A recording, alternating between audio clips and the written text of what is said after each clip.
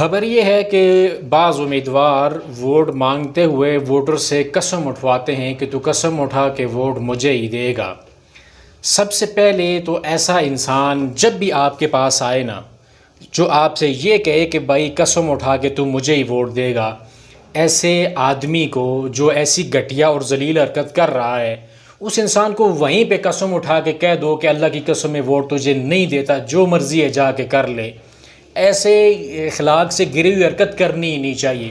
یہ کوئی مذاق نہیں ہے بھائی، قسم اٹھانا، ایک انسان قسم اٹھا دیتا ہے، اور جو ووٹر ہیں وہ بھی آپ لوگ کس چیز سے ڈرتے ہو یار؟ آپ لوگ دنیا کی ناراضگی سے ڈر کر اس خالق کائنات کو ناراض کرتے ہو اور شیطان کو آپ خوش کرنے کی کوشش کرتے ہو۔ یہ قسم ہے، کوئی مذاق نہیں ہے۔ اگر آپ نے قسم اٹھائی ہے اور اس قسم کے مطابق اس امیدوار کو ووٹ نہیں دی، دوسرا آیا تو دوسرے کے لیے بھی آپ نے قسم اٹھا دی، تیسرا آیا تو اس کے لیے بھی آپ نے قسم اٹھا دی، تو یہ قسم کا کفارہ آپ کو ادا کرنا پڑے گا، جو سورۃ المائدہ کے اندر اللہ رب العالمین نے بیان فرمایا ہے۔ تو جو بھی انسان ووٹ کا آپ سمجھتے ہیں کہ وہ اہل ہے، دین دنیا کے لحاظ سے اس انسان کو اللہ رسول کا بھی پتہ ہے، وہ اسلامی مملکت کا ایک باشندہ ہے، اور اگر اسلامی مملکت کے اندر اسلام کا نام لے کر وہ ووٹ مانگتا ہے تو پھر ایسے انسان کو کم از کم جو ہے اسلام کے بارے میں، دین کے بارے میں کچھ نہ کچھ معلوم ہونا چاہیے۔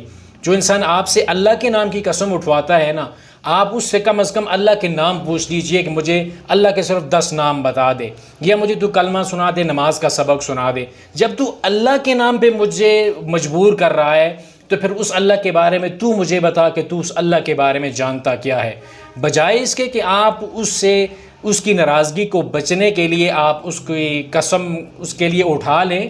آپ اس کا کیوں نہیں امتحان لیتے؟ اس سے سوال کریں نا کہ تو مجھ سے کون ہوتا ہے قسم اٹھوانے والا، مجھے یہ کہنے والا کہ تو قسم اٹھا، ووٹ کے لیے قسم اٹھاؤں، تو مجھے دے گا کیا بھائی؟ اگر قسم آپ نے اٹھا لی ہے اور آپ نے ووٹ نہیں دی، قسم توڑ دی ہے، تو پھر اس کا آپ نے کفارہ ادا کرنا ہوگا۔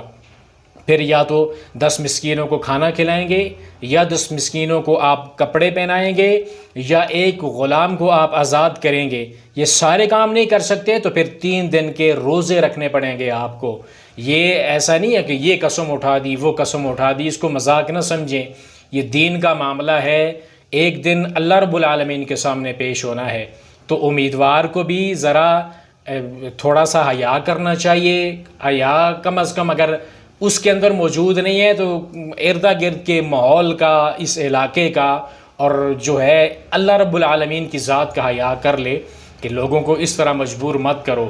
اگر آپ کے اندر اہلیت ہوگی نا کسی کام کی، کہ اگر آپ کو لوگ اہل سمجھیں گے تو پھر آپ کو ووٹ دے دی جائے گی، لوگ آپ کو ووٹ دیں گے۔ اگر آپ کے اندر اہلیت نہیں ہے نا تو پھر چاہے لوگوں کو جھولی کے اندر قرآن ڈال دیں، ان کے پاس جا کے جو ہے پیسوں کی بوری رکھ دیں، یا جو بھی معاملہ کریں، آپ کو وہ ووٹ دینے والے نہیں ہیں۔ قسم اٹھا بھی لیں گے نا تو پھر بھی نہیں دیں گے ووٹ۔ اس لیے اگر جو انسان اہل ہے اس انسان کو ووٹ دیجئے۔ اللہ رب العالمین ہمارے حال کے اوپر رحم فرمائے۔ ہم جس طرف جا رہے ہیں نا، یہ قسمیں، یہ وعدے، ہم اس کو کچھ سمجھ ہی نہیں رہے، لیکن ان قسموں کا اور ان وعدوں کا اللہ رب العالمین کے دربار کے اندر سوال کیا جائے گا۔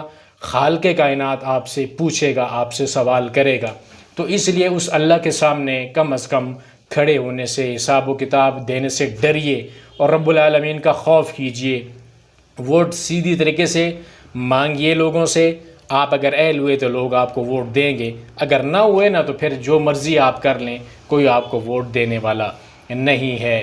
یہ آپ ووٹر حضرات بھی اپنی عقل سے کام لیجئے اور ایسے معاملے مت کیجئے۔ کوئی ناراض ہوتا ہے نا تو 100 بار ناراض ہو جائے، اپنے مالک کو راضی کرنے کی کوشش کریں۔ دنیا کبھی بھی آپ سے راضی نہیں ہوتی، چاہے جو کچھ بھی کر لینا آپ، دنیا کبھی آپ سے راضی نہیں ہوگی۔ راضی کرنا ہے تو صرف اللہ رب العالمین کی ذات کو کریں۔ اس اللہ کے علاوہ اس کائنات کے اندر آپ کسی کو راضی کر بھی نہیں سکتے۔ مالک کائنات کی رضا ہی دنیا اور آخرت کی کامیابی کا راز ہے۔ اللہ رب العالمین ہمارے حال کے اوپر رحم فرمائے۔